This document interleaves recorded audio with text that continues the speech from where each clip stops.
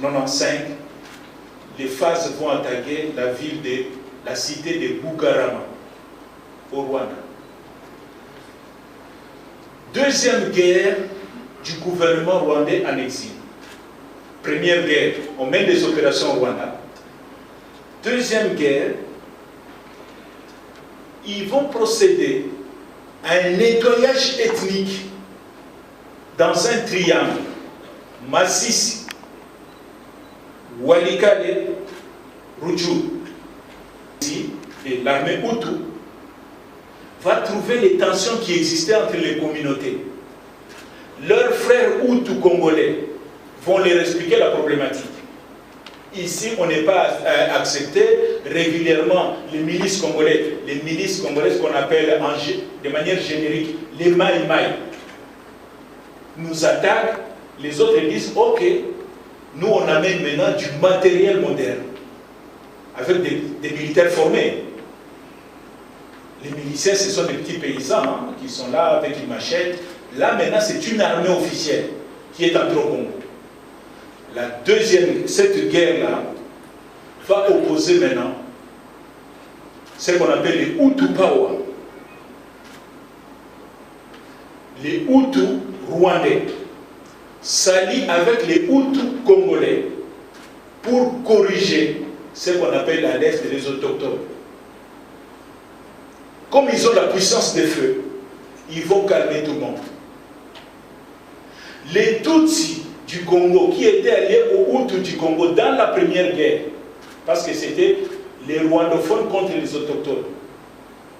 L'arrivée massive des réfugiés Hutus rwandais va envenimer la situation. Il dit, mais comment vous pouvez collaborer avec ces gens-là? Ce sont des serpents, entre guillemets. On ne peut pas être frères avec eux. Ils nous viennent de nous chasser du Rwanda. Les Hutus congolais, les Tutsis congolais vont se sentir en insécurité, ils vont venir se réfugier à Goma. Donc, la deuxième guerre du Kivu, vous avez des blocs. Le premier bloc, c'est le bloc Hutu. Là-dedans, vous avez les Banyarwanda, dans une association qu'on appelle les Magrivi.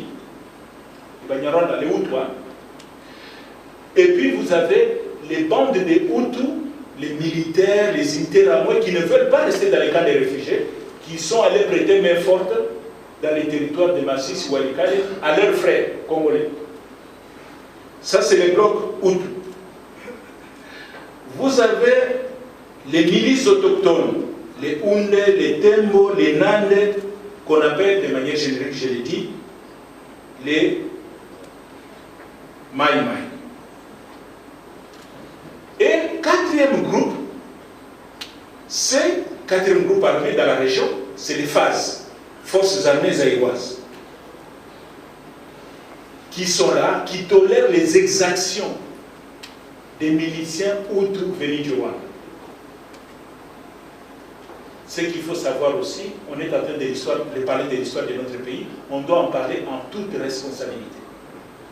Les armes, certaines armes que les réfugiés rwandais ont amenées du Rwanda, les officiers FAZ récupéraient ces armes, allaient les vendre en Angola chez sa fille.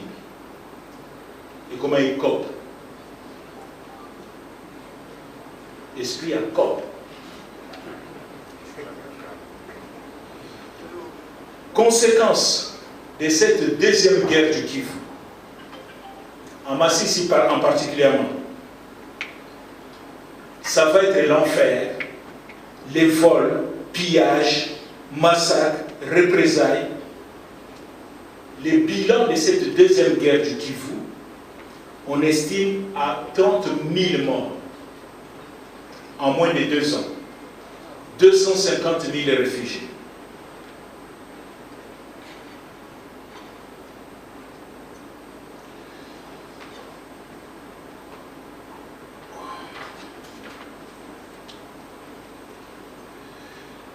Et puis, les autorités zaïroises vont à un moment réagir à cette situation d'insécurité. Il dit, ce n'est pas normal, on est dans notre pays, il faut quand même qu'on fasse quelque chose. C'est ainsi que, fin août 1995, il y a tentative d'expulser 3500 réfugiés rwandais. Les Zaïre tentent, il dit, les plus extrémistes là. Il faut pas sortir par là-bas. Menace de fermeture des principaux camps janvier 96. Puisque les désordres viennent des camps de réfugiés, Mobutu menace de les fermer en janvier 96. Le général Elouki, chef d'état-major général des phases, va lancer en 1996 2 opérations contre les extrémistes Hutus et certains miliciens congolais. La première opération qui se passe au mois de février 1996, qu'on appelle opération Kimia. La deuxième opération au mois d'avril 1996, c'est l'opération Mbata. Les 2 opérations n'ont pas apporté beaucoup de solutions.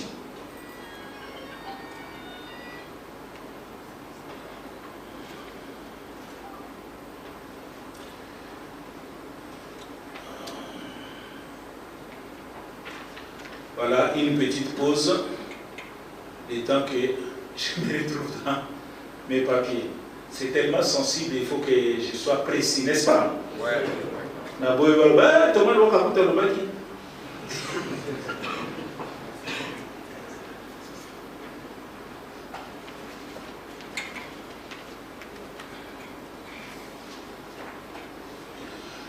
On a vu la première guerre, la deuxième guerre se passe au Nord Kivu. Quelle est maintenant la situation au Sud Kivu? Le Sud Kivu en 1996 jusqu'en 1994, le Sud Kivu est en accalmie. Il n'y a vraiment pas beaucoup de problèmes au Sud Kivu. C'est le Nord Kivu qui bouillonne avec les 2 guerres. Les populations du Sud Kivu, on a des Bashi. Bashi, c'est la tribu des pacificateurs. Hein? Vital Kamerhe. Et le président du Sénat, Bahati Lukwebo, ce sont des Bashi. Donc, les Bashi ils sont là. Les Rega, les Bembe, les Fulero, les Avu, les Tembo, les Nindu. On est à 94. Hein? Les Bavira, les Banyamulenge, les Barundi. Ah, les Barundi. Il y a, on a vu au Nord Kivu, nous avons les Banyarwanda. Au Sud Kivu, il y a des populations des cultures burundaises. Mais lors du découpage, ils se sont retrouvés au Congo. On les appelle les Barundi, mais c'est des Congolais. Donc si un jour on vous présente quelqu'un dit c'est un Murundi, ne croyez pas qu'il est burundais, il peut être Murundi du Congo. Donc les Barundi existent. Mais on n'entend jamais parler avec eux parce qu'ils sont discrets. Les Barundi sont là et les Babouaïs. La situation va changer à partir de 93 aussi. Pourquoi? Les premiers facteurs qui changent la problématique au Sud Kivu, c'est l'arrivée des réfugiés burundais. Le 21 octobre 1993, les extrémistes Tutsi du Burundi, je rappelle que le Burundi c'est à peu près la même configuration démocratique au Rwanda et démographique. C'est-à-dire quoi? Vous avez 3 groupes ethniques, les Hutus, les Tutsi et les Twa. Le Burundi c'est une copie, c'est une sœur jumelle du Rwanda. Et dans les proportions, ce que vous devez aussi savoir, on l'a dit la dernière fois, mais j'aime toujours répéter ça parce que sinon les gens ils se font des idées. Au Rwanda, ce qu'on appelle les Hutus, morphologiquement donc ils sont comme vous et moi, représentent 90% de la population. Les Tutsis, c'est 10%. Mais comme les Congolais, ont l'habitude de considérer que tous les Rwandais sont des Tutsis. C'est pour ça qu'ils sont surpris dès qu'il y a une équipe de football du Rwanda qui vient jouer à Kinshasa. Ils ont l'impression que c'est les Congolais qui se sont infiltrés là-bas. Parce que pour eux, ils pensaient que l'équipe du Rwanda, c'est les Tutsis. Non, les Tutsis, c'est 10% de la population du Rwanda, 90% sont des Bantous. C'est la même configuration au Burundi. 90% des Burundais sont des Hutus. Les Tutsis sont 10%. Bon, les Toits, hein, ils sont là, il ne faut pas qu'ils disent qu'on les a ignorés. Les Toits, c'est peut-être 1 ou 2% de la population, les Pygmées. Donc, le 21 octobre 1993, les extrémistes Tutsis burundais tuent le président de la République, qui s'appelle Melchior Ndadaye, et d'autres dignitaires. Le Burundi va sombrer dans une grande violence. À peu près 50 000 morts au Burundi à la suite de ces affrontements. 170 000 réfugiés burundais viennent au Congo, au sud Kivu.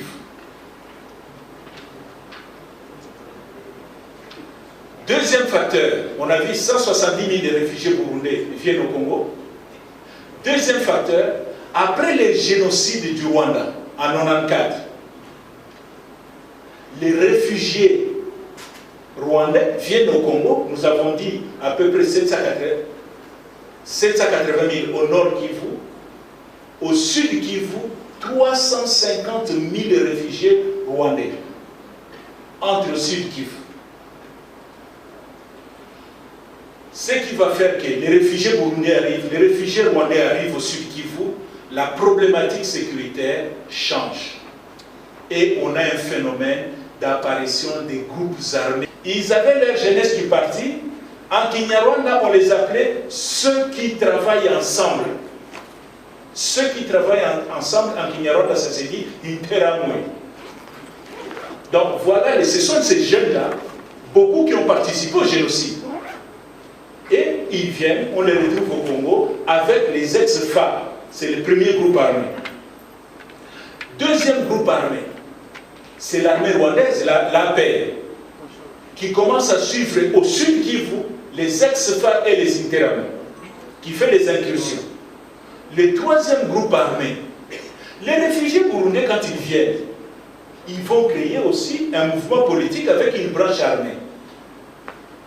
Les mouvements politiques et leur branche, les mouvements politiques s'appellent FDD. CNDD, FDD, ça veut dire quoi? Conseil national pour la défense de la démocratie, force de défense de la démocratie. FDD, CNDD. Quatrième groupe armé, c'est les FAB. FAB, ce sont les forces armées burundaises, l'armée officielle du Burundi, qui suit ces rebelles au Congo. Hein? Donc vous avez les ex-FARC, l'armée du Rwanda, les rebelles burundais, et vous avez l'armée burundaise, et les milices tribales. Tu ajoutes maintenant les milices tribales autochtones, qu'on appelle communément les Maïmaï. Les Maïmaï, chaque tribu aussi a ça, les Bafulero, les Bavira, chaque tribu crée sa milice au sud Kivu. Tu vas ajouter aussi la milice des Banyamulenge. Les Banyamulenge aussi créent leur propre milice. Et septième groupe armé, tu as les phases, les forces armées zaïroises. Maintenant, pour bien comprendre la grande guerre qui va commencer, qu'on va appeler la guerre de l'Afdel, il est important de vous expliquer quelque chose qu'on appelle à l'est là-bas, l'initiative régionale. C'est quoi l'initiative régionale? Là, on est obligé de rentrer un peu en arrière dans l'histoire du Rwanda pour comprendre l'initiative régionale qui joue un rôle important dans la sous-région. Après la signature des accords d'Arusha, les accords d'Arusha 5, entre les forces rwandaises, le gouvernement rwandais et l'APR On est en 1993, l'APR n'a pas encore pris le pouvoir, ce sont encore des rebelles. Avec le gouvernement d'Habyarimana, ils vont signer des accords en Tanzanie. Et les deux groupes, les gouvernements du Rwanda et l'APR, les rebelles, vont demander aux Nations Unies le déploiement d'une force internationale chargée de superviser l'application des accords d'Arusha. C'est comme nous, au Congo, les gens parfois se posent la question, la MONUC, la MONUSCO, les Nations Unies sont arrivées ici comment? Eh bien, sachez-le, lorsque les Congolais signent les accords de Lusaka, en 1999, gouvernement de Kinshasa, MLC, RCD, dans ces accords-là, les trois groupes, les trois forces se conviennent de demander aux Nations Unies le déploiement d'une force internationale chargée de superviser l'application de l'accord de Lusaka. Voilà comment les Nations Unies ont monté une opération qu'on a appelée à l'époque MONUC, Mission d'observation des Nations Unies au Congo. C'est à la suite d'un accord signé entre les Congolais que les Nations Unies sont arrivées. Donc, le même phénomène en 1993 se passe au Rwanda. Le 5 octobre 1993, le Conseil de sécurité va adopter la résolution 872 qui crée la mission d'assistance des Nations Unies au Rwanda. Ça s'appelle MINUAR. Les MINUAR arrivent au Rwanda, effectif 4157 hommes, les casques bleus. Et le 7 avril 1994, je vous ai dit que l'avion du président est abattu le 6 avril 1994. Le lendemain de la mort du président Habyarimana, la première ministre du Rwanda est gardée par 10 casques bleus belges.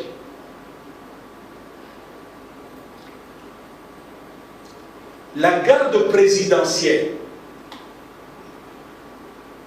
du Rwanda va tuer les 10 casques bleus et la première ministre qui s'appelait Agathe. Et là, un autre Rwandais très compliqué. On garde seulement Agathe. Oui, parce qu'elle s'appelle Uwilingi Imana. Donc, Maman Agathe est tuée avec ses 10 casques bleus belges. Le 7 avril, le 14 avril 1994, qu'est-ce que fait la Belgique? La Belgique a peur. Il dit, mais nous, on a envoyé les casques bleus. Ce n'est pas pour être tués. On les a envoyés là-bas, les soldats de la paix et tout. On commence à tuer nos militaires. Les Belges ont peur. Ils vont retirer leur contingent de la MINUAR. Et comme c'est la Belgique qui avait envoyé le plus d'hommes, la MINUAR est affaiblie. Lorsque les effectifs de la MINUAR sont revus à la baisse, les Belges partent et ceux qui commettent les génocides interprètent les retraits des Blancs comme un fait vert. Hein? Faites ce que vous êtes en train de faire. Donc le massacre va s'amplifier, les génocides vont s'amplifier. Ça ne s'arrête pas là. Le secrétaire général des Nations Unies, il fait adopter la résolution 912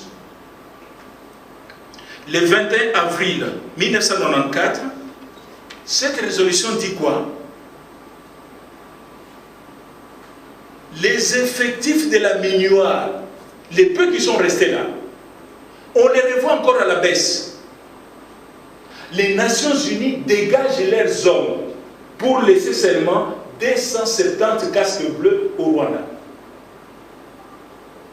Donc au moment où la population a besoin de sécurité, c'est au moment où les casques bleus se retirent. Donc les choses continuent à se dégénérer, ce qui fait que les génocides du Rwanda, c'est à peu près 800 000 Tutsis essentiellement des Tutsis, qui ont été tués, mais il y avait aussi des Hutus modérés qui ont été massacrés. Vous voyez la responsabilité des Nations Unies. Au moment où les choses se passent, au lieu de renforcer, vous vous retirez. Ces problèmes de conscience hantent jusqu'aujourd'hui les membres des Nations Unies vis-à-vis du Rwanda. Vous devez avoir ça à l'esprit. Lorsqu'on parle Congo, Rwanda, aux Nations Unies, ils ont toujours ce sentiment de culpabilité en tête. Donc leur jugement dans nos relations avec les Rwandais souvent n'est pas objectif. On continue. Le 17 mai 1994, ils vont se réveiller. On leur dit, mais c'est quoi ce comportement?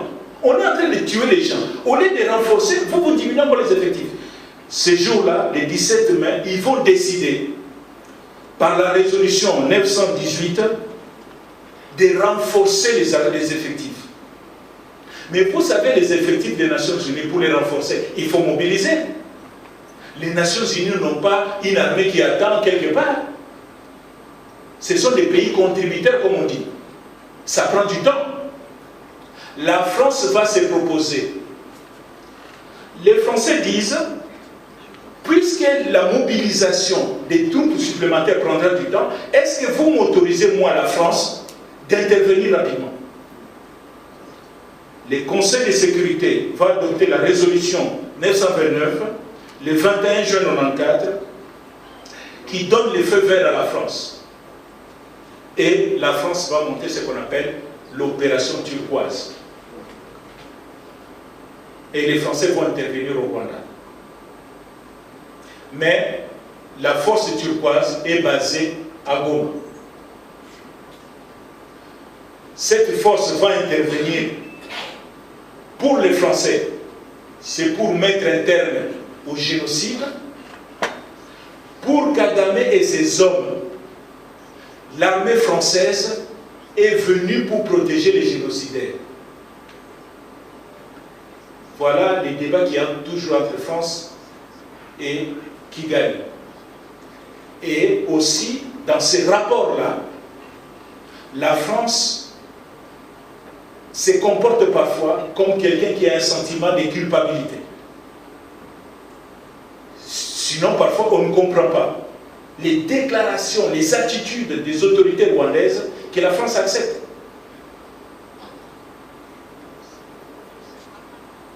Donc, les Français sont déployés. Après les génocides rwandais, quelques leaders africains vont se concerter. Qu'est-ce qu'ils vont dire? Les amis, on ne peut pas compter sur le plan quand nous avons un problème. Pour eux, nous ne représentons rien. Vous avez vu ce qu'ils ont fait au Rwanda. Au moment où on a besoin d'eux, ils se sont retirés. Alors, désormais, les problèmes en Afrique, nous devons les régler nous-mêmes. Il faut mettre en place ce qu'on appelle l'initiative régionale. Qui sont membres de l'initiative régionale? Au début, vous avez la Tanzanie, l'Ouganda et le Rwanda. Et l'initiative régionale va s'agrandir pour intégrer le Burundi, le Kenya, l'Éthiopie, la Zambie, l'Angola, le Zimbabwe, l'Afrique du Sud et l'Érythrée. Voilà les gens qui se concertent lorsqu'il y a des dossiers majeurs qui se passent en Afrique. Voilà les gens qu'il faut convaincre que le Congo n'a aucune intention de commettre un nouveau génocide au Congo.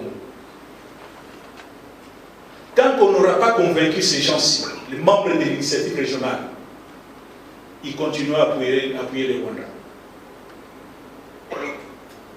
Et leur discours, ces pays-là, ont un lobby très fort dans le monde. Tant qu'on ne comprendra pas ça, et comment ça se passe pour parler actualité?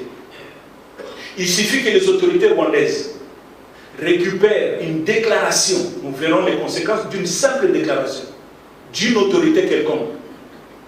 Et ils vont partager ça à l'initiative régionale. Voilà ce qui se prépare au Congo. Les Congolais veulent commettre un nouveau génocide contre les Tutsis congolais. Ils se concertent et disent on ne peut pas accepter cela. Parce que Kagame a apporté les preuves.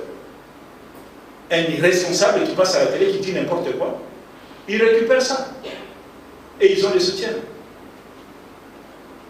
Et vous ne comprenez pas les diplomates américains qui étaient venus ici.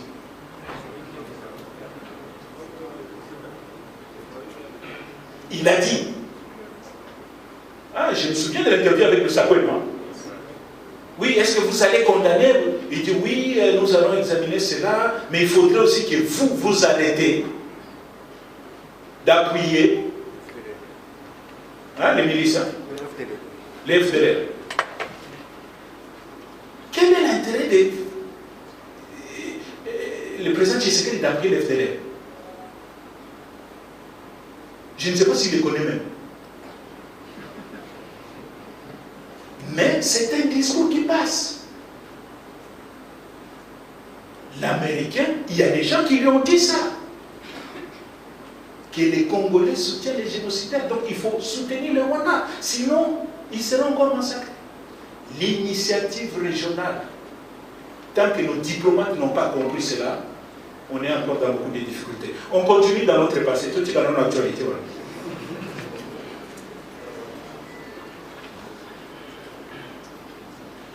Le président de l'autorité morale de l'initiative régionale, à l'époque, il s'appelle Julius Nyerere. C'est l'ancien président de la Tanzanie.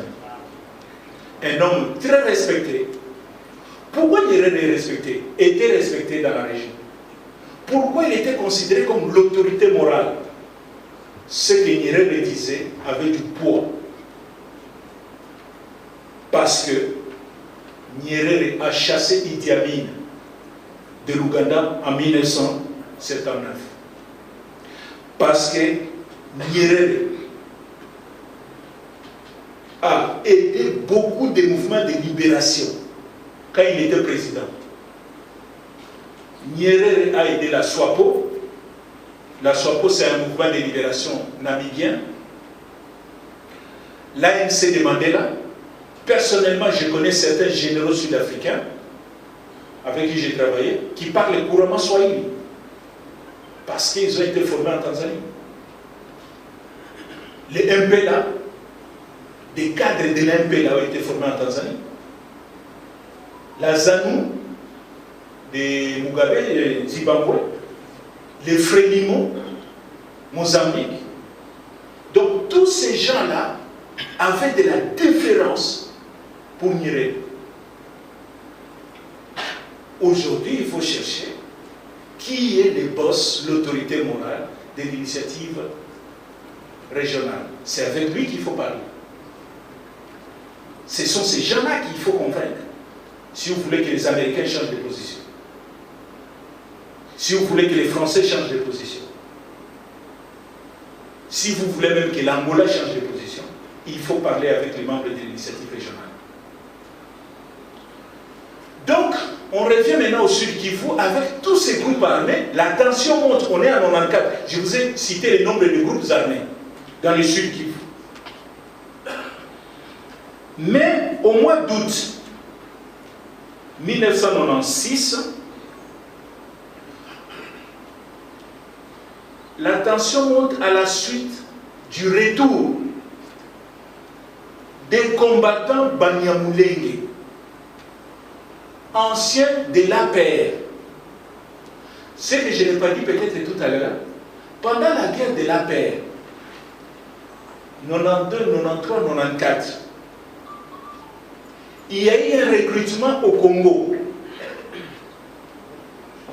Et quelqu'un m'a dit, il n'y a pas très longtemps, quelqu'un qui avait une position d'influence à l'époque, il m'a avoué quelque chose que moi je ne savais pas. Le maréchal Mobutu a soutenu la paix. Alors qu'il était en bon terme avec Abiyarimana. Les jeunes gens étaient recrutés au Nord Kivu. tous les vendredis. Ils partaient du Nord Kivu en camion en passant par Bunagana pour aller être formés au Rwanda. En 96, ces jeunes-là, ce sont qui ont combattu, les Congolais qui ont combattu dans l'armée rwandaise, ils commencent à revenir. Donc, je disais, les Banyamulenge, anciens de la paix, reviennent avec armes et munitions. L'archevêque de Bukavu, Monseigneur Christophe Munziirwa, va tirer l'attention des autorités congolaises en disant ceci: il y a des hommes armés venant donner ce doux qui sont en train de s'installer au Sud Kivu. Deuxième élément de la déclaration de Monseigneur. Monseigneur Christophe va dénoncer les exactions des phases de l'armée nationale, l'armée de Mobutu, contre la population et les ventes d'armes. Notre propre armée est en train de vendre des armes aux milices. Le 7 octobre 1996, le vice-gouverneur du Sud Kivu, il s'appelle Lwabanji. Lwabanji Ngabo va lancer un ultimatum au Banyamulenge. Je vous parlais tout à l'heure des déclarations. Il faut faire attention aux déclarations. Voici la déclaration. Le 7 octobre, les Banyamulenge sont des infiltrés, la 5e colonne, sont des infiltrés de l'armée rwandaise. 2. Je vous donne 8 jours à tous les Banyamulenge de quitter le Congo et d'aller au Rwanda, chez vous, et de ne plus revenir. 3. J'ouvrirai un corridor humanitaire, un petit couloir, pour vous laisser passer. Après 8 jours, je vais lancer l'opération de nettoyage dans les hauts plateaux. Bon, honnêtement, j'ai vu le vice-gouverneur quelques années plus tard. J'ai parlé avec lui, il a dit qu'on a dénaturé mes propos.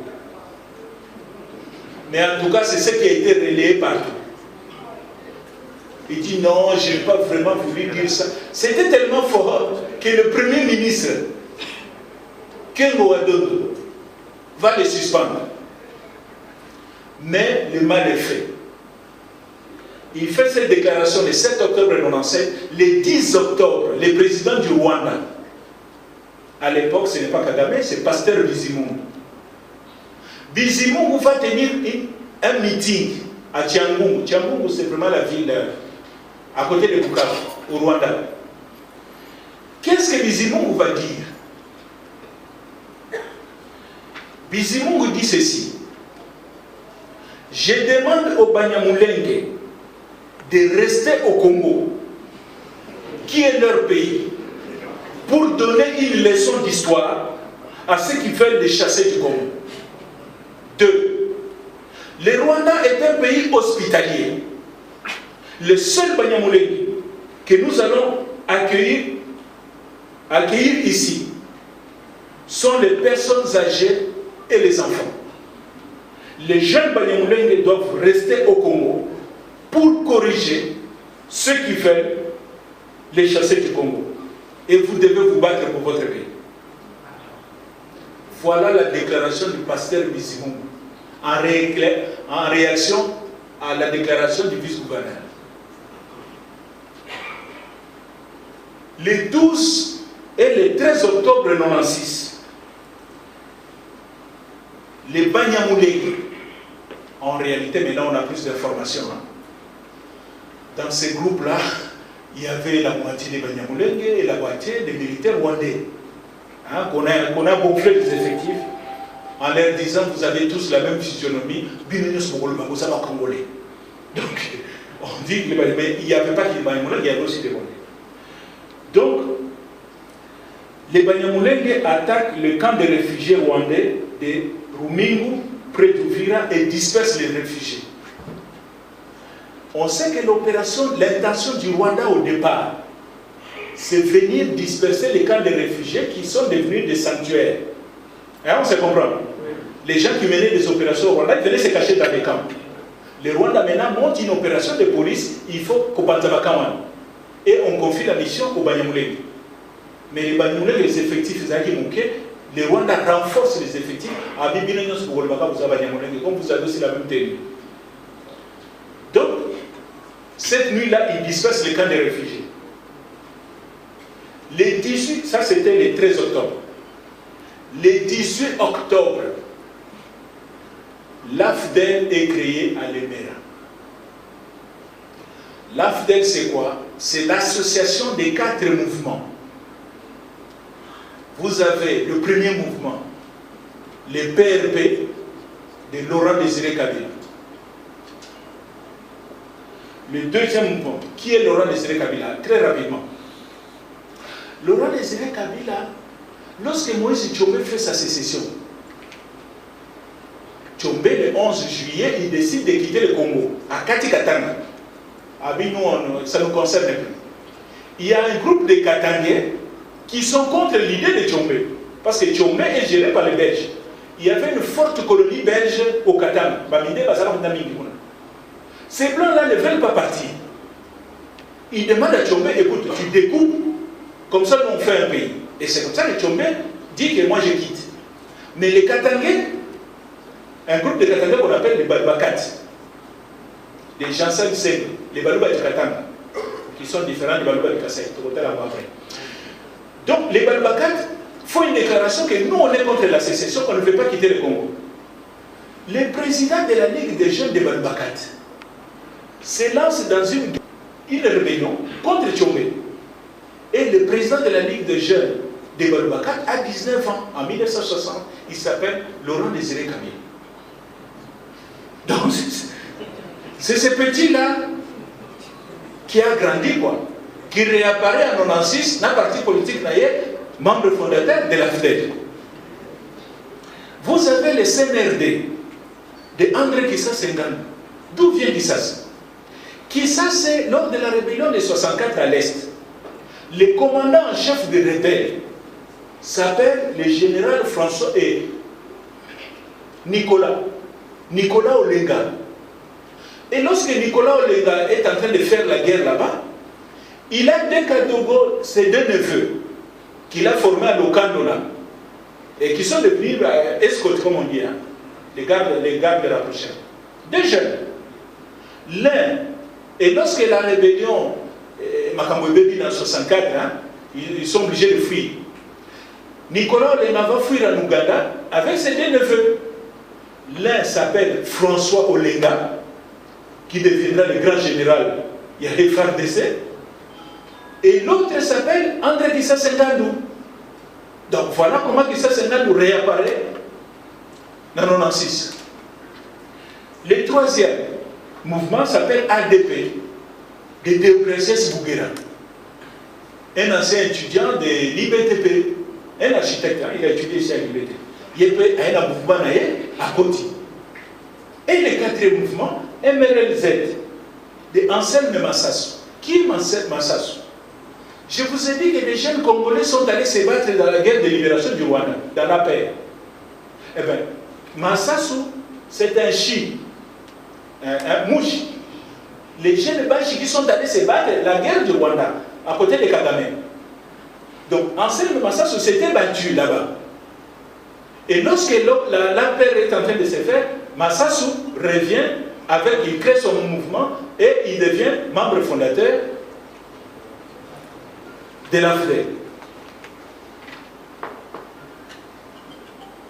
Le 19 octobre, les rebelles prennent la ville d'Uvira.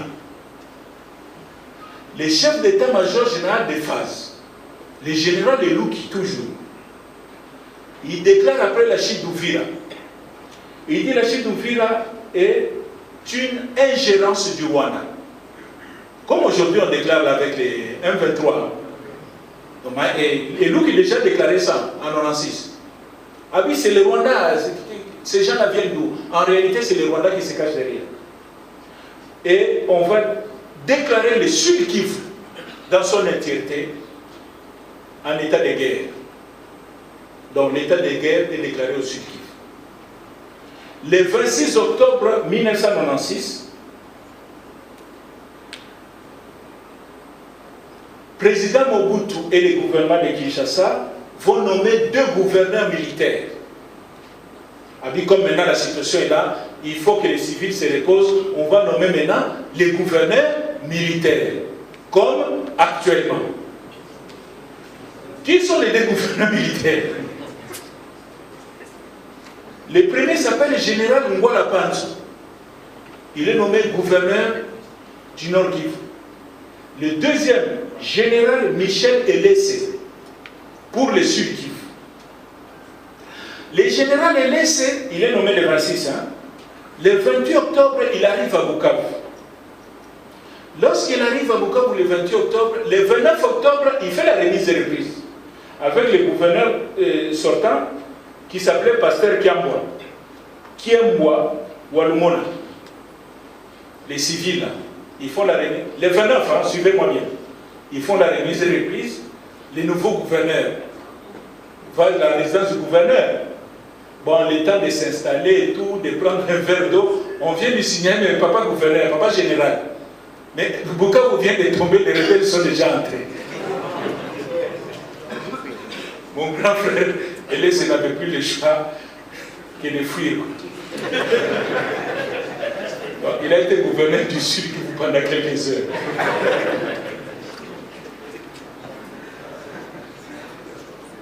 Donc, le même jour, le 29 là, le soir,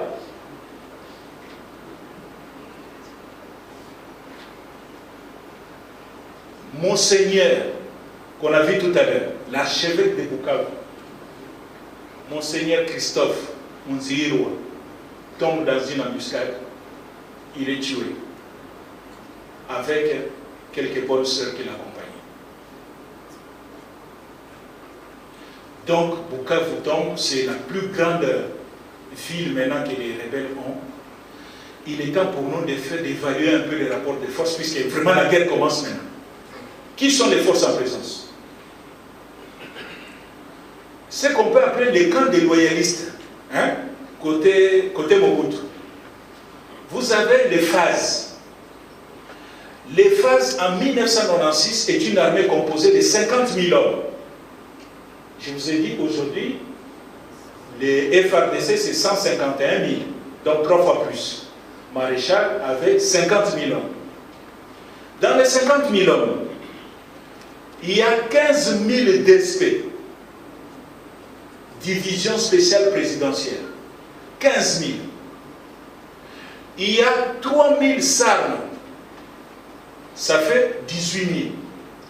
SARM et DSP sont des unités combattantes. Ils sont équipés, ils sont entraînés. Donc, on peut dire que les 18 000 là, 15 000 DSP, 3 000 SARM peuvent aller au combat. Sur les 32 000 qui restent, les experts nous disent que seulement 20% des 32 000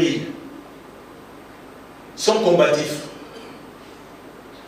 20% des 32 000, ça nous fait à peu près 6 400. Les autres là, vous avez des militaires âgés qui attendent leur retraite. Souvent, vous allez aujourd'hui dans les camps militaires, les militaires sont âgés. Mais on ne peut pas les libérer des maisons parce qu'on attend qu'on les mette en retraite.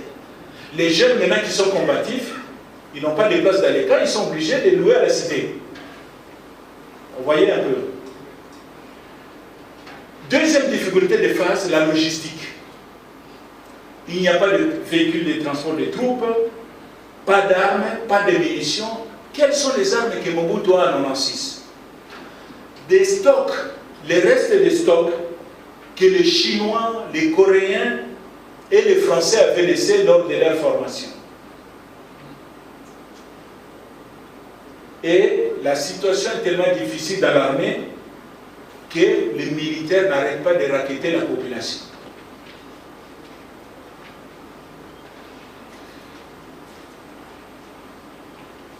Et un autre phénomène aussi, ce sont les rivalités internes aux phases entre la DSP et le reste de l'armée.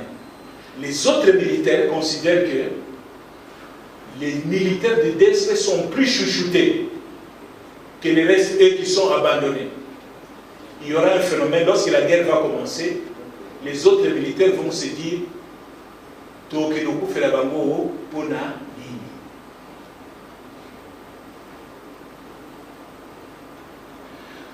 Du côté de Mobutu aussi, on a dit le premier groupe, le côté loyaliste, c'est les phases. Deuxième, les ex-phares. Puisque l'armée rwandaise traverse la frontière, automatiquement, ils prennent les camps de Mobutu. Les ex-phares et les interamouins, les ex-phares sont estimés à peu près à 40 000 hommes. L'armée rwandaise qui était au Congo. Ils sont bien équipés, ils sont bien entraînés. Et puis vous avez les milices interamouins. Maintenant, dans les camps des rebelles, qui sont dans les camps des rebelles? Nous avons les Banyamulenge qui ont été dans l'appel, comme on l'a dit. À l'époque, on estime les Banyamulenge qui sont venus du Rwanda, de l'armée rwandaise, à 1500. Les combattants du CNRD, qui s'est amené des militaires, combien? 600. Mais il a dit, il a promis aux amis, ne vous inquiétez pas, j'ai encore 6000 qui sont en formation en Ouganda, qui viendront compléter les chiffres. Et puis, il y a ce qu'on appelait la Légion congolaise. La Légion congolaise, c'est quoi? C'est 10 000 militaires. Les 10 000 militaires, on considère aujourd'hui, tous les chercheurs considèrent aujourd'hui, que la Légion congolaise était composée à 50% des militaires rwandais et 50% des militaires congolais. Donc 10 000 hommes dans la Légion rwandaise et la Légion qu'on appelle la Légion congolaise. Et puis troisième catégorie, toujours dans les camps des rebelles, ce sont les mercenaires africains. Des gens qui viennent se battre pour l'argent. Qui on a vu dans l'Afrique? Les Érythréens, les Somaliens, les Éthiopiens, les Burundais, les Kenyans, les Tanzaniens. Et c'est comme ça que l'armée de l'AFDEL était appelée l'armée sans frontières.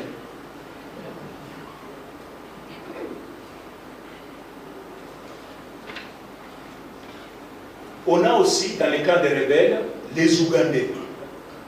Mais lorsque la guerre commence aussi, les Ougandais ne bougent pas. Les Ougandais, Museveni, qui est toujours très très malin, va donner la logistique. Il va donner des camions, des véhicules blindés et des appareils de communication. C'est lorsque Goma tombe que les Ougandais vont entrer par Bunagana pour aller attaquer Lubero, Beni, monter jusqu'à vers l'Ituri là-bas. Quel est l'objectif de l'armée ougandaise? Nettoyer les bases arrières des ADF, Nalu et Elera. Donc ils sont plus évolués vers leurs propres frontières. Et dernière catégorie des troupes dans les camps des rebelles, c'est les gendarmes katangais. Qui sont les gendarmes katangais? Quand Tshombe fait sa sécession, il avait une armée, il avait créé son armée parce que c'est un État. L'État s'appelait officiellement État indépendant du Katanga. Son armée s'appelait la gendarmerie katangaise. Il avait formé à peu près 12 000 militaires qui étaient encadrés par des mercenaires sud-africains, belges, français, Bob Denard, Jean Scram, Mike Ouara. Mais lorsque la sécession échoue, est anéantie à 63 par les casques bleus, à peu près 8 000 gendarmes katangais vont aller en Angola.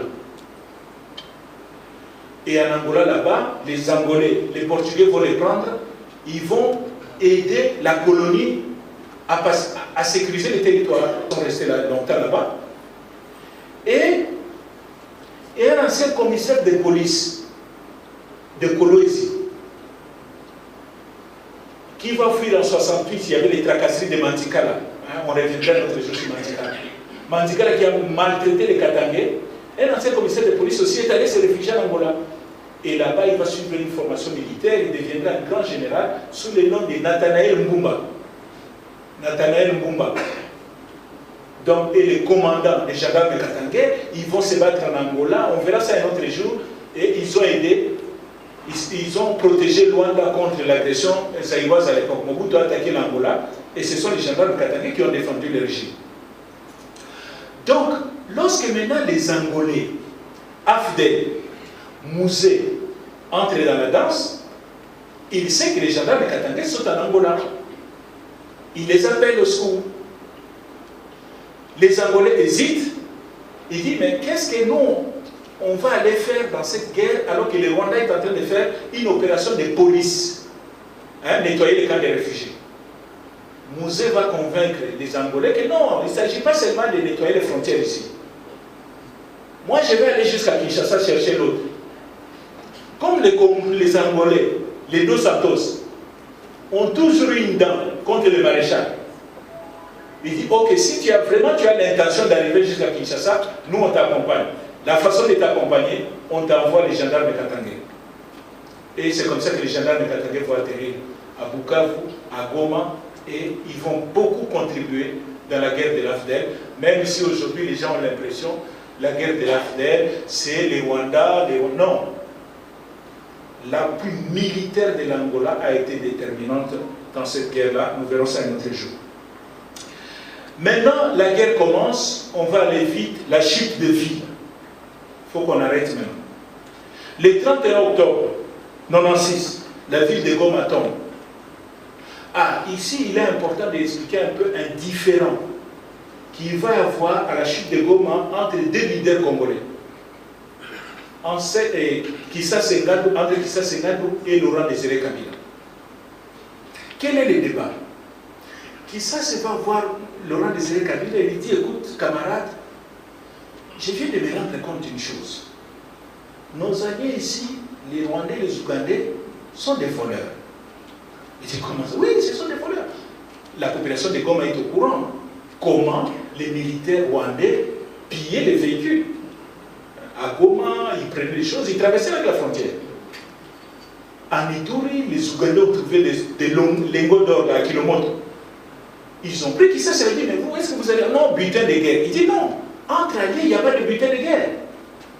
Et il dit à Mouzé que non, c'est des voleurs. Mouzé dit oui, je sais. Je sais que c'est des voleurs. Oui, mais on ne peut pas aller avec des voleurs jusqu'à Kinshasa. Mouzé dit non. On a des contradictions.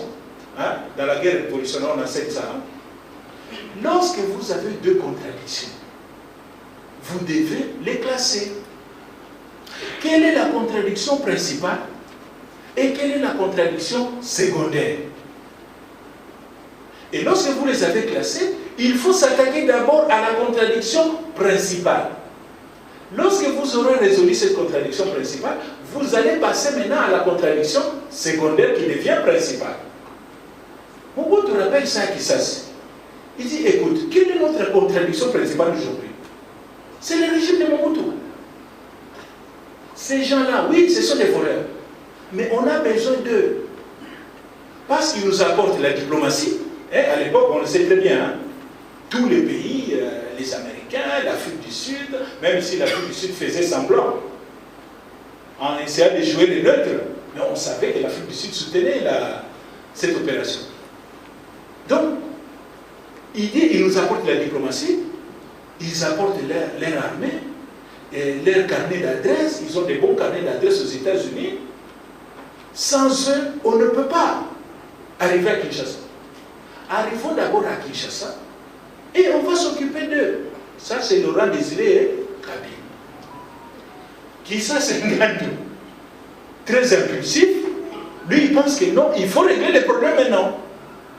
La conséquence, 2 jours après, Kissa Sengadou est abattu dans le parc des Vélos. Et Mouzé, la contradiction principale ayant disparu, la contradiction secondaire devient la contradiction principale. arrivé à Kinshasa, il va demander aux Rwandais de partir. D'où les conflits, et on verra ça lorsque nous verrons la guerre du RCD-MLC. L'origine du conflit, en fait, Mosé avait planifié tout ça. Peut-être comment s'y prendre, bon, on verra ça une autre fois. Mais voilà les problèmes qui se passent à Goma. Et c'est à Goma que l'option est levée maintenant d'aller jusqu'à Kinshasa. Et pour cela, il faut recruter. Mosé va faire un meeting à Bukavu, il demande aux jeunes de venir dans son armée. Il a besoin de 100 000 hommes pour arriver à Kinshasa. À la fin du meeting de Bukavu, déjà 500 jeunes se présentent. Il dit, Mosé, nous on est prêts. Et ce sont les premiers militaires que Mosé recrute. Et il va former. Les négociations vont commencer avec Kinshasa. Mais Kinshasa, c'est que Kinshasa ne comprenait pas. L'AFDEL gagnait du temps. Donc, on les appelle négociations, ils allaient discuter et tout. Parce que Mosé a besoin seulement de 6 mois. Pourquoi 6 mois? C'est le temps nécessaire pour achever une bonne formation militaire. Kinshasa ne savait pas que Mosé gagnait du temps, le temps que ses troupes sortent des centres de formation. Et quand il était prêt maintenant, Outeni Kandé, il n'est même pas venu au rendez-vous. Il dit, je suis prêt maintenant à me battre, donc il n'y a même pas à discuter. Et Mobutu est obligé de partir. Bon, on n'est pas encore là. Donc, meeting de Laurent Désiré Kabila, les villes tombent, Beni et Bunia tombent le 7 et le 8 décembre, Kindu le 3 mars, ainsi de suite, ainsi de suite. Les villes vont tomber, Mbujimaï, ainsi de suite. Et on arrive, disons, à Kenge.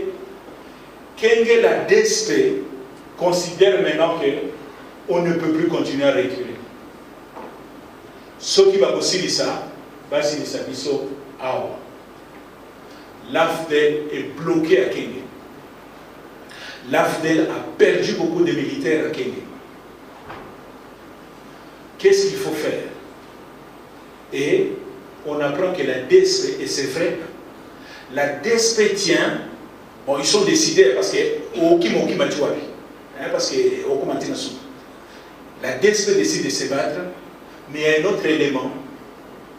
La Mobutu fait appel aux troupes de Savimbi. L'UNITA vient aussi à Kenge, donc Kenge est verrouillé. Laurent Désiré Kabila va appeler son ami Dos Santos.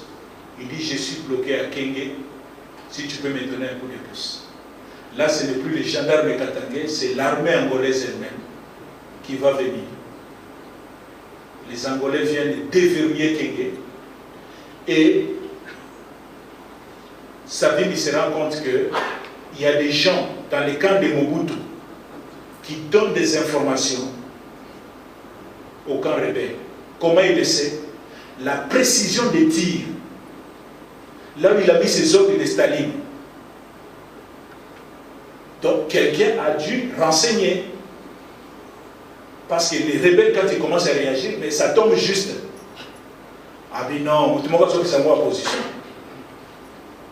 Et il va dire à Mobutu, je ne vais pas massacrer mes hommes pour rien, je quitte. Savimbi va quitter Kenge et l'AFDEL va déverrouiller Kenge, continue à avancer. Mais quelle est la conséquence de Kenge, de la chute de Kenge? Le 16 mai 1997, le général Mayele, ministre de la Défense et chef d'état-major général, et d'autres officiers vont aller voir le maréchal. Ils disent, papa maréchal, nous sommes obligés de vous dire la vérité. Nous ne sommes plus en mesure d'assurer votre sécurité ici à Kinshasa. Vous devez quitter Kinshasa. Parce que Kenge, le verrou de Kenge a sauté. Le maréchal, n'ayant pas le choix, va décider de partir. Vous avez les images là, cortège. C'est là qu'il envoie à l'eau. Mobutu va partir, mais arrivé à l'aéroport, lorsqu'ils montent dans l'avion, tous les généraux sont là, les autorités sont là. Mobutu monte dans l'avion, son épouse va s'arrêter sur les marches et elle se retourne et parle à un général. Donatien. Oh, non, ce papa, ça l'a pour nous remercier, et la maman continue. Qui était appelé Donatien dans l'armée dans la Deuxième République, c'était le général Mayele. Pourquoi l'épouse du président a-t-elle interpellé ce général? D'après les informations que les proches de Mobutu avaient, le général Mayele était déjà en contact avec Laurent Désiré Kabila par l'intermédiaire de l'ambassade des États-Unis à Kinshasa. Ceux qui défendent le général Mayele disent, mais écoutez, la guerre était perdue. Pourquoi sacrifier des vies innocentes à Kinshasa en lançant une guerre dans la ville de Kinshasa?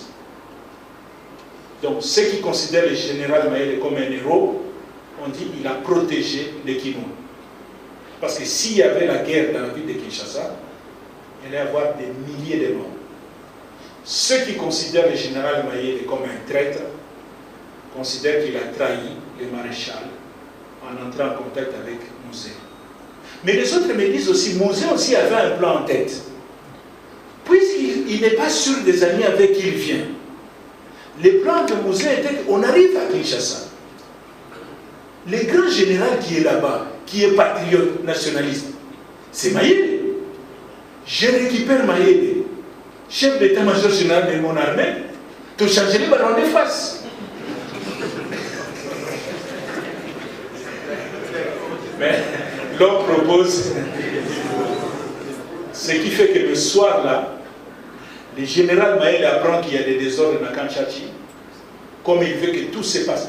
Les Américains appelaient cette opération l'atterrissage en douceur.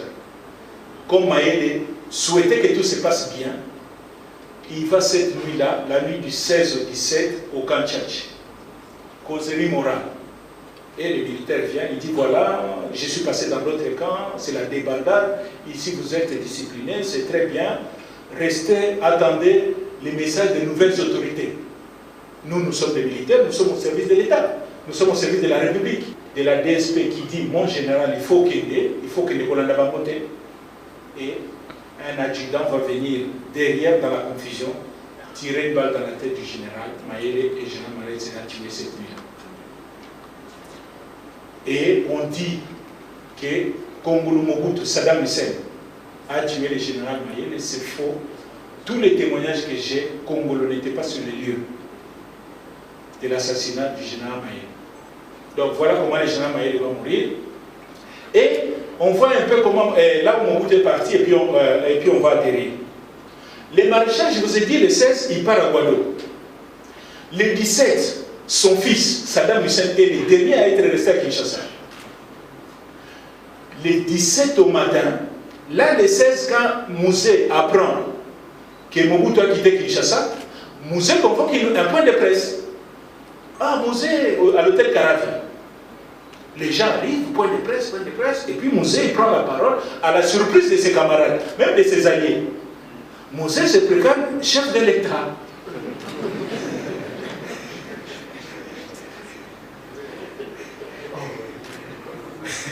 Donc, Mouzé devient président de la République. Mobutu arrive à Guado. Saddam Hussein, son fils, récupère quelques membres de la famille qui étaient restés ici, entre autres la grande sœur de Mobutu, Maman Francesca, la femme du général Bolosi. Je crois qu'on avait oublié. Azui Tata Mwasi, Tata Mwasi, oui. Azui Tata Mwasi, et Kano Rapide, il traverse. Arrivé à Brazzaville, Saddam Hussein appelle son père à Guado. Papa, voilà, je suis arrivé avec tante Francesca ici et les autres membres de la famille qui étaient restés à Kinshasa. Mais j'ai besoin maintenant qu'on nous évacue. Mobutu dit non, il n'y a pas de problème. Envoyez l'avion, parce que Mobutu avait l'avion officiel. Et les pilotes, il dit non, mon côté pour on a besoin d'un peu de carburant. Maman Boubi Ladacho, il avait donné 13 000 $, carburant à ma frère. L'avion arrive à Brazzaville. Bon, Saddam Hussein vient avec ses accompagnateurs pour monter dans l'avion. Les pilotes de l'avion, les commandants, un Congolais, comment il s'appelle là-bas? Mukandila. Mukandila a changé dans vos faces. Ah mais non, je ne vais pas vous transporter. Saddam Hussein, pourquoi? Cet avion appartient à la République. Et ton père n'est plus président de la République.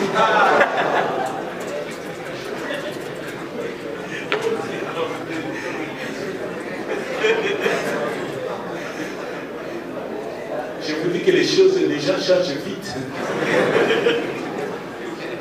Donc, Kongolo Mobutu, le capitaine Kongolo Mobutu est bloqué. Il appelle son père.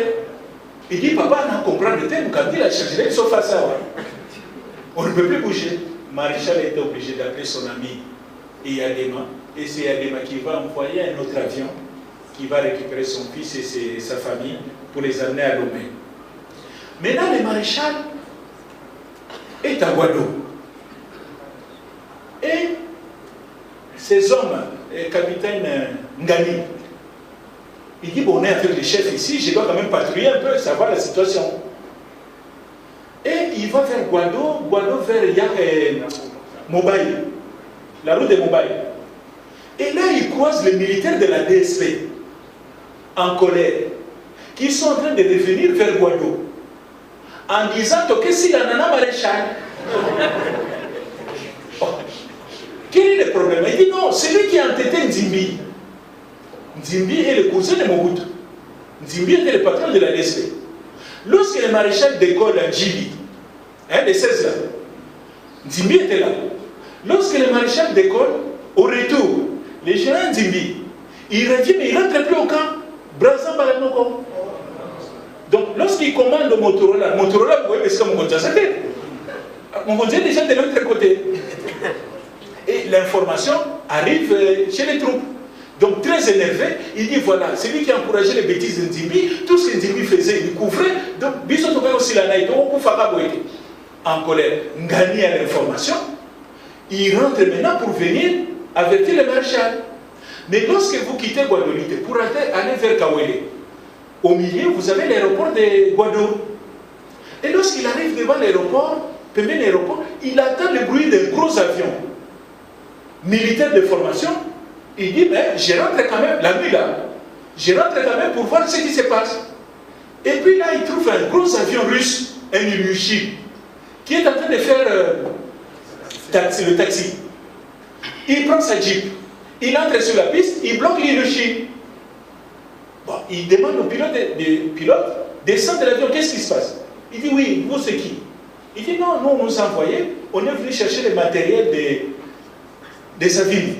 Savimbi, lors des négociations, hein, les traités de paix et tout, on dit, on ne sait jamais quel est fait l'homme. Il faut dire à moi un stock à réserve. Donc il avait caché des armes à Guadeloupe. Lorsqu'il apprend maintenant que la situation se dégrade, Guadeloupe est tombé, il dit, je dois récupérer mon matériel. Il envoie l'avion. Donc l'avion est venu chercher le matériel. Il y a une unité, non, vous ne pouvez pas décoller. Les Russes disent, mais pourquoi? Il dit, non, j'ai le président de la République ici, vous êtes le seul avion disponible. Donc les chefs ne peuvent pas rester ici sans avion. Comment, en cas de difficulté, comment je l'évacue? Mais on est tellement sauté, bien,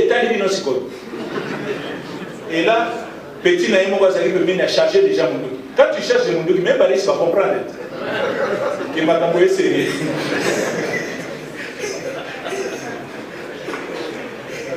Mais comme il s'est parlé, les Russes parlaient anglais, Ngani parlait français, ils ne se comprenaient pas très bien. Makele la Mundo qui quand même.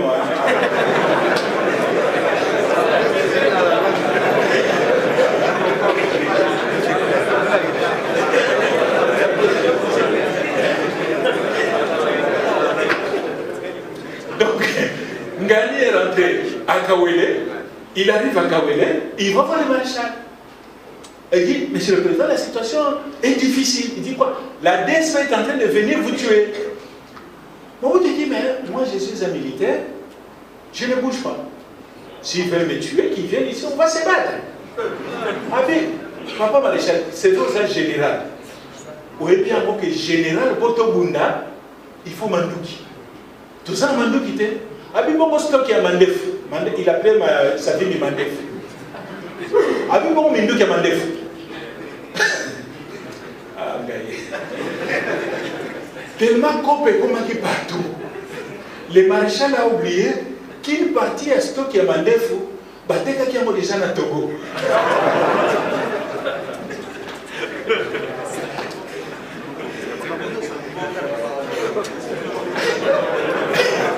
Ah oui, mais.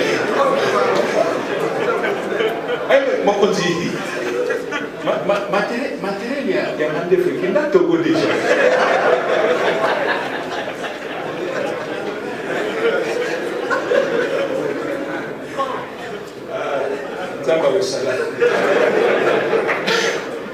Donc, Ngani et Motoko vont convaincre le colonel Motoko, le chef de la garde, ils vont convaincre le maréchal qu'il faut partir.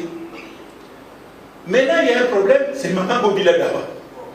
Maman Bobila Daba commence à pleurer, elle ne veut pas partir. Oh, ça c'est le témoignage qu'on reçoit. Hein? Motoko lobi maman, Moussala Nangaï, au bas de la continent famille. Soko lingina manqué au esprit. La symbole en tout. Et la maman va monter le véhicule. Et Nakata Loyengewana, la maman était distraite, sac à main. Donc on va rapprocher la l'équine à sac à main.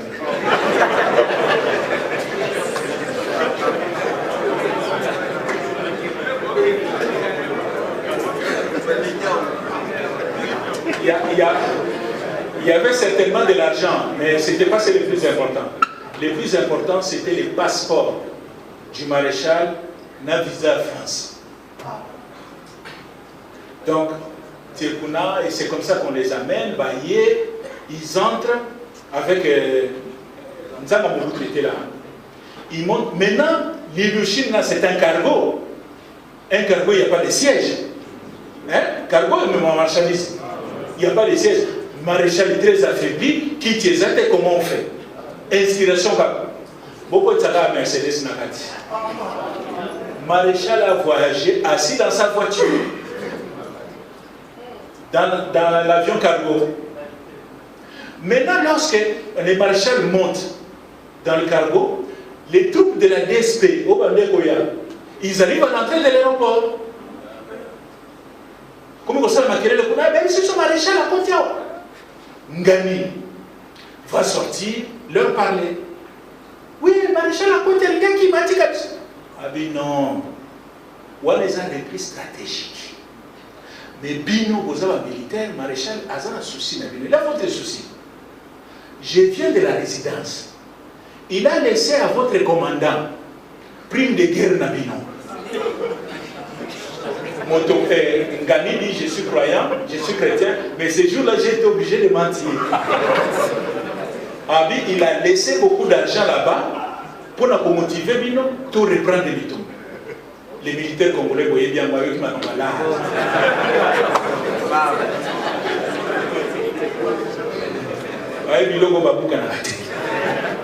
Ils vont tous entrer dans les jeeps, aller vers Kaoué.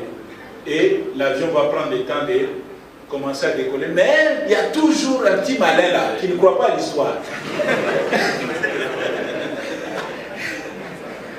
Et quelques militaires vont tirer sur l'avion du maréchal. Maréchal Mobutu va pleurer dans son avion parce que les militaires de sa DSP, ses propres militaires, ont voulu les tuer. C'est ainsi que le maréchal va quitter dans la nuit du 17 au 18 le Congo et il va aller à Lomé. Arrivé à Lomé, et là il trouve Mbanda, et puis vous savez comment cette histoire-là se passe. Brusquement, l'agenda de son ancien petit à confiance et collègue, et Yadema, l'agenda devient trop chargé. Et Yadema, il s'en attend à mon maréchal. Maréchal comprend que c'est la fin. La France ne veut plus de lui. L'excuse, c'est visant en cours, rapprocher parce qu'il a tambouré dans sa caméra. Parce qu'il devait aller pour un contrôle médical.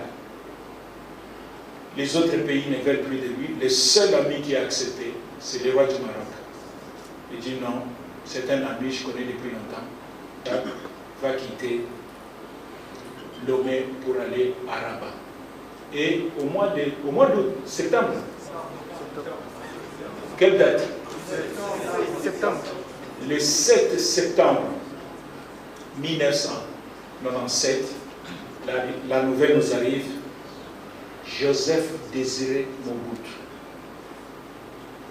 Il est devenu le maréchal Mobutu Sese Seko. l'homme qui a fait trembler l'Afrique centrale, l'homme qui a fait respecter les Congo, n'est plus. Atikibiso, histoire de Silakate et Sili. Merci beaucoup. Info 243 au cœur de l'actualité.